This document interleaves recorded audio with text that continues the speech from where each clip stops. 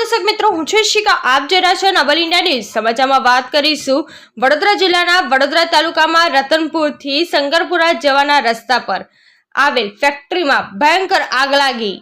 રતનપુરથી શંકરપુરા જવાના માર્ગ પર આવેલ જય એસ્ટેટમાં પ્લોટ નંબર 7 માં આવેલ ધ્રુમિલ ફાઇબર એન્ડ ફેબ્રિકેશનમાં અગમ્ય કારણોસર આગ લાગી.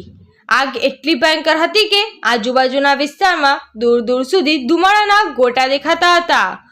Dhrumil fibre and fabrication coated પતરા બનાવવામાં આવે છે. આગ લાગવાનું કારણ જાણી શકાયું નથી. વડોદરા મહાનગર ફાયર બ્રિગેડ દ્વારા જાણ થતા તાત્કાલિક આગ કાબૂમાં કરવાના પ્રયાસો કરવામાં આવ્યા. સમાચાર બનતા સુધીમાં આગ પર કાબુ મેળવી લીધેલ છે. રવિવારની રજા હોવાથી કોઈ કર્મચારી હતા નથી. સદનસીબે કોઈ જાનહાનિ થયેલ નથી. વડોદરાથી બ્યુરો ચીફ આયુષ ગુપ્તાનો રિપોર્ટ. ધન્યવાદ.